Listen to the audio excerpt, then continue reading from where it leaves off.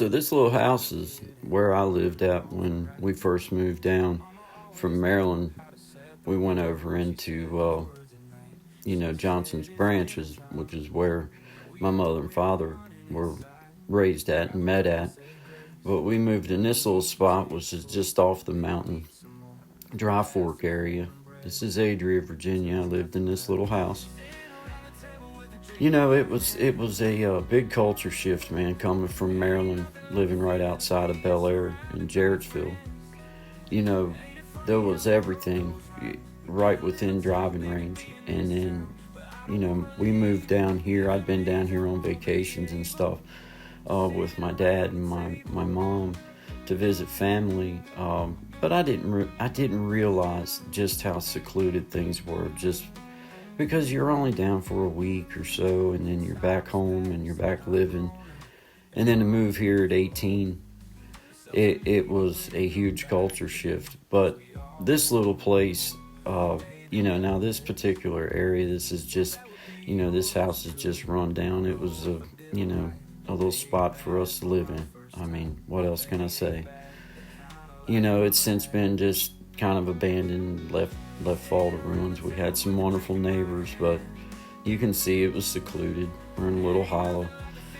Nothing else really going on. Little store right up the road that we'll be stopping in and starting our journey across over into Bishop. But yeah, just a little fun little spot to start out in. I know it doesn't look like much, but it was life, man, and you just kind of melded in. But I realized quick that these folks had lived an entirely different life than what I had grew up with right outside of Bel Air.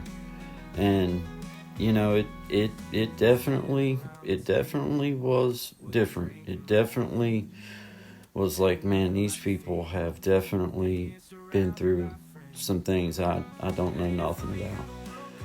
You're in a food desert here. You're in a work desert here. You got, coal mines, logging, construction. Back in the day, that was pretty much it. And, it was just, it was a different life. But beautiful area. This is just one of those spots that for me, this is where it started out for me. Besides going to Johnson's Branch and everything as far as where my mom and dad were raised at, this is where it started for me. But yet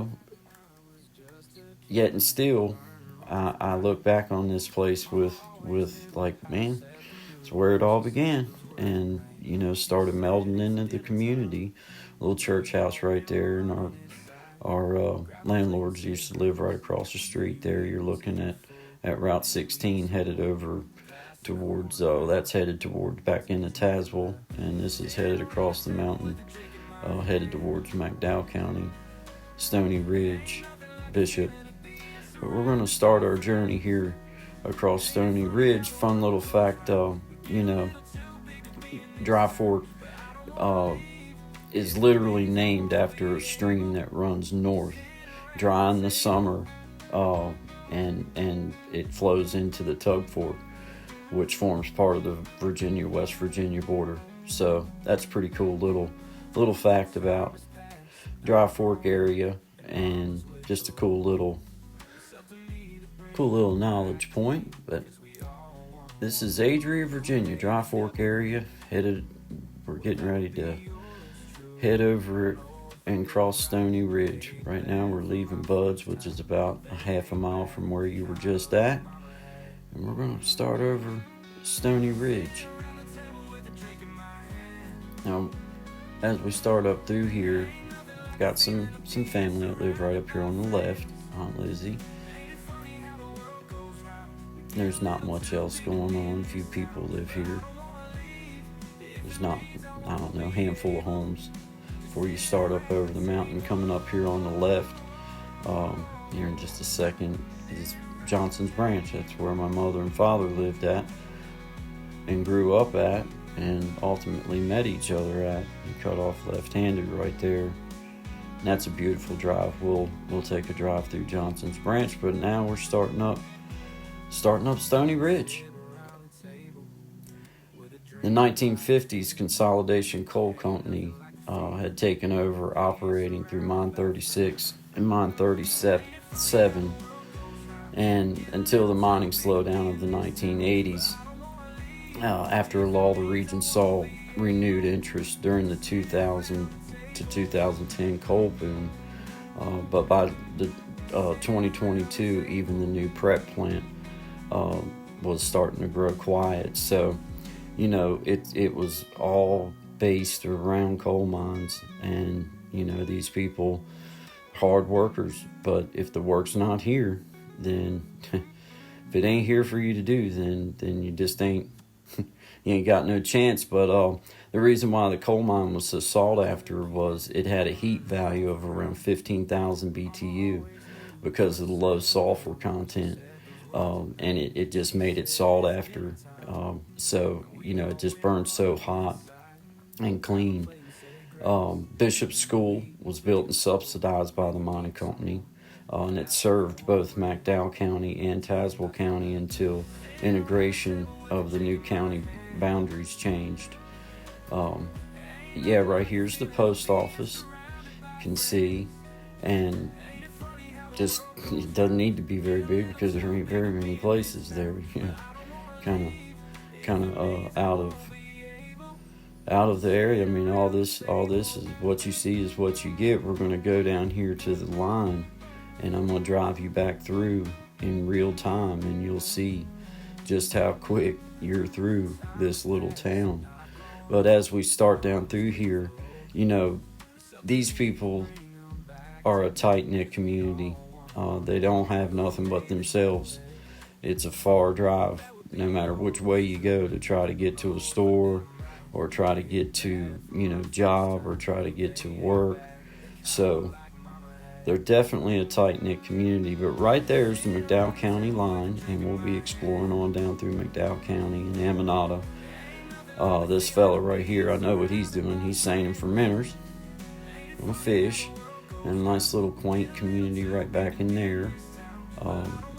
Nice and clean and just well kept, and you can see just they taking care of themselves. But there's a railroad track runs right across the road right there, and I'm going to drive you back through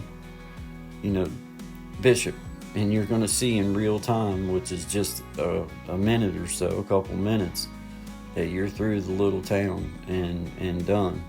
Now, of course, there's offshoots and little roads off and everything, but for the most part, you drive right through in about a minute, and you go on the speed limit about 2 minutes or so, and you're through. So very small, very out to itself, but a wonderful, wonderful place. Very interesting, a lot of history. These little camps and stuff, they had an idea of what they wanted it to be, and that's what they tried to do, which was create a little community where it was self-serving. And this little town, that it was one of the beginnings of that. Everybody kind of depended on the coal, and the coal depended on the people that lived here. The problem was that the coal companies took, and then when they were done, there was nothing else offered for these people. So you can see that times get tough. I mean, if there's nothing here, if there's nothing for you, there's nothing for you. And then with some of the crazy stuff with the opioid epidemic and just different things like that, and poverty. When you want to talk about poverty, this is poverty capital, and it's not no fault of the people. There's just not, when there's nothing there, there's nothing there. But I bet you this, they're happy, and they'll be the first ones to admit they're blessed, and just a fine bunch of people. But that was our little drive. You're through now, Bishop. You're through and headed back up Stony Ridge again. So you can see that it's a small town. It's a quick drive, but it's really out to itself. and the people definitely have to depend on each other. It's about community and doing what you got to do to make it. So, I commend them. I'm proud to be from here. This is my home. This is, a place that will ever be a part of my life. And I like bringing and showing the real parts, but I also like, letting people know this isn't the only area. This just happens to be where I lived at and where I came to. And not much has changed other than the stores, changing names and some of them closing down and people moving away. I mean, this is what it looked like 20 years ago. And unless somebody tries to do something different, this is probably what it'll look like 20 years from now. So, guys, this has been our little trip. One side of Bishop and back through the Bishop and headed back up Stony Ridge. I thank y'all for being here. I appreciate it. Have a wonderful, wonderful day. Take care, guys.